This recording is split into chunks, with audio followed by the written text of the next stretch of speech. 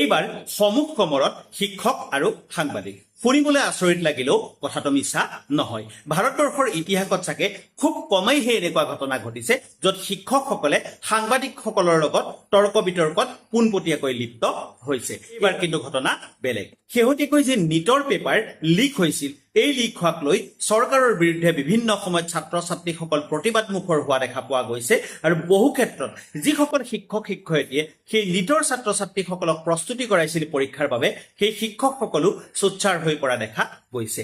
তাৰ মাজতে এটা অদ্ভুত ধৰণৰ খবৰ আহিল। খবৰটো হ'ল এনেকুৱা যে ৰাষ্ট্ৰীয় সংবাদ মাধ্যমৰ এখন চিনাকি মুখ আৰু এগৰাকী সাংবাদিক অঞ্জনা ওম কাশ্যপে শিক্ষকক উদ্দেশ্য কৰি আওপকীয়াকৈ এষাৰ কথা কৈছিল, শিক্ষকসকলে কোনো কথা নাজানে। কাশ্যপৰ হেনো বক্তব্যটো আছিল এনেকুৱা, যি কৰি শিক্ষকে কি কথা জানে। এই কথাটোৱে শিক্ষকসকলৰ মনত যথেষ্ট দুখ দিছে আৰু সেইসকল শিক্ষক, যিসকল শিক্ষকে ছাত্ৰ ছাত্ৰীৰ ভৱিষ্যতক লৈ সোচ্চাৰ হৈ আছে, সেইসকল শিক্ষকৰ সমৰ্থনত ওলাই আহিছে নিটৰ জৰিয়তে বঞ্চিত হোৱা একাংশ ছাত্ৰ ছাত্ৰী। এতিয়া কথা হ'ল, শিক্ষক ফৈজল খান আৰু অঞ্জনা ওম কাশ্যপ দুইজনেই ৰাষ্ট্ৰীয় পৰ্যায়ত দুখন চিনাকি মুখ। শিক্ষক ফৈজল খানে ছাত্ৰ ছাত্ৰীসকলৰ পৰা ন্যূনতম মাচুল গ্ৰহণ কৰি ডাঙৰ ডাঙৰ পৰীক্ষাৰ কাৰণে তেওঁলোকক প্ৰস্তুত কৰিছে, যাৰ বাবে সমগ্ৰ ভাৰতবৰ্ষ জুৰি তেখেতৰ সুনাম আছে। তাৰ বিপৰীতক্ৰমে অঞ্জনা ওম কাশ্যপে ৰাষ্ট্ৰীয় সংবাদ মাধ্যমত তেখেতে যিহেতু কাম কৰে, গতিকে বিভিন্ন সময়ত দেখা পোৱা গৈছে যে তেখেতে নিজৰ ধৰণেৰে সৈতে সাংবাদিকতা কৰিবলৈ আৰম্ভ কৰিছে। সচেতন লোকসকলে কিন্তু ক'ব বিচাৰে যে অঞ্জনা ওম কাশ্যপে যি ধৰণৰ সাংবাদিকতা কৰি আছে সেয়া আচলতে সাংবাদিকতা নহয়, বা সাংবাদিকতাৰ ধৰ্মৰ বাহিৰৰ কিছুমান সাংবাদিকতাহে। মই ব্যক্তিগতভাৱে ভাবো যে অঞ্জনা ওম কাশ্যপে বিভিন্ন সময়ত এনেকুৱা কিছুমান মতামত আগবঢ়াই আহিছে, যিবিলাক মতামতৰ জৰিয়তে বৰ্তমান সময়ৰ যিখন শাসনাধীষ্ঠ চৰকাৰ, এই চৰকাৰখনো লজ্জিত হ'বলগীয়া হৈছে।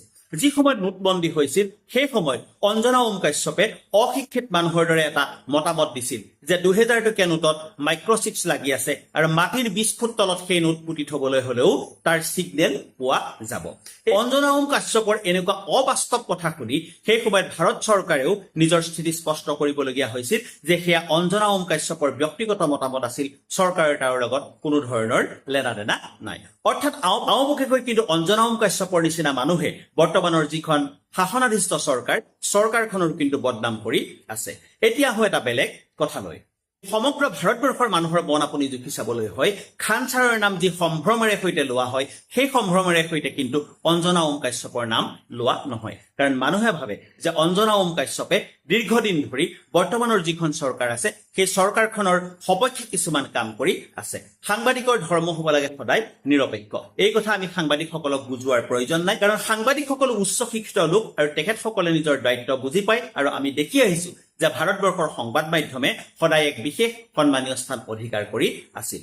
শেহতীয়াকৈ সংবাদ মাধ্যমৰ যি স্বাধীনতা, তাক লৈ সমগ্ৰ বিশ্বজুৰি এক সমীক্ষা চলোৱা হৈছিল আৰু সেই সমীক্ষাত 180খন দেশক সামৰি লোৱা হৈছিল আৰু এই সমীক্ষাত ভাৰতবৰ্ষৰ স্থান আছিল 157। তাৰ বিপৰীতক্ৰমে আমাৰ চুবুৰীয়া দেশ শ্ৰীলংকা, পাকিস্তান, বাংলাদেশ, নেপাল, ভূটান আদি দেশৰ স্থান ভাৰতবৰ্ষতকৈ বহু ওপৰত আছে। এই কথাষাৰে প্ৰমাণ কৰে যে বৰ্তমান ভাৰতবৰ্ষৰ যিবিলাক ৰাষ্ট্ৰীয় চেনেল আছে, এই চেনেলবিলাকৰ মানদণ্ড কিমান তললৈ অৱনমিত হৈছে। আমি কেতিয়াও নিবিচাৰো যে এজন শিক্ষক আৰু এজন সাংবাদিকৰ মাজত বাক বিতণ্ডা চলি থাকক।